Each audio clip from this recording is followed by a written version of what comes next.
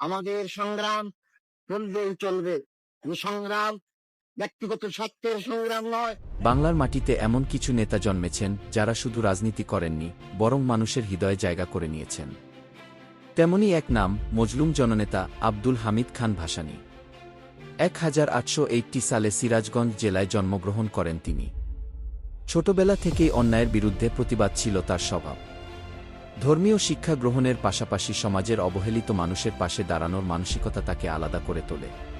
ভাসানী তার রাজনৈতিক জীবন শুরু করেন ব্রিটিশ বিরোধী আন্দোলনের মাধ্যমে।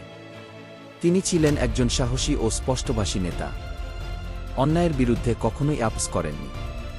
1949 সালে তিনি প্রতিষ্ঠা করেন আওয়ামী মুসলিম লীগ, যা পরবর্তীতে হয়ে ওঠে আওয়ামী লীগ। কিন্তু ভাসানীর চিন্তা ছিল আলাদা। তিনি সবসময় গরিব ও নিপীড়িত মানুষের কথা বলতেন। এজন্যই তিনি কি মজলুম জননেতা কি নামে পরিচিত হন। 1954 সালের যুক্তফ্রন্ট নির্বাচনে তার ভূমিকা ছিল অত্যন্ত গুরুত্বপূর্ণ। এরপর 1957 সালে কাগমারি সম্মেলনে তিনি পশ্চিম পাকিস্তানের শাসনের বিরুদ্ধে ঐতিহাসিক বক্তব্য দেন। এই সম্মেলনে তিনি বলেছিলেন, আসসালামু আলাইকুম, যা ছিল পূর্ব পাকিস্তানের স্বাধীনতার এক পরোক্ষ ঘোষণা। পরবর্তীতে তিনি প্রতিষ্ঠা করেন ন্যাপ, ন্যাশনাল আওয়ামী পার্টি। ভাসানী সবসময় শোষণ বঞ্চনার বিরুদ্ধে লড়েছেন। তিনি কৃষক, শ্রমিক ও সাধারণ মানুষের অধিকার নিয়ে সোচ্চার ছিলেন।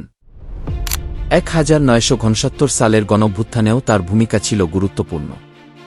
তিনি জনগণকে আন্দোলনে উদ্বুদ্ধ করেন এবং অন্যায়ের বিরুদ্ধে দাঁড়াতে সাহস যোগান। 1971 সালে বাংলাদেশের মুক্তিযুদ্ধের সময় তিনি স্বাধীনতার পক্ষে দিয়ে অবস্থান নেন এবং আন্তর্জাতিকভাবে সমর্থন আদায়ের চেষ্টা করেন।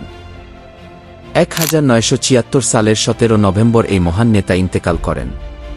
কিন্তু তার আদর্শ, তার সংগ্রাম আজও আমাদের পথ দেখায়। শেষ কথা, ভাসানী শুধু একজন রাজনৈতিক নেতা ছিলেন না, তিনি ছিলেন মানুষের নেতা। তার জীবন আমাদের শেখায়, অন্যায়ের বিরুদ্ধে দাঁড়াতে হলে সাহস লাগে, আর মানুষের ভালোবাসা পেতে হলে তাদের পাশে থাকতে হয়।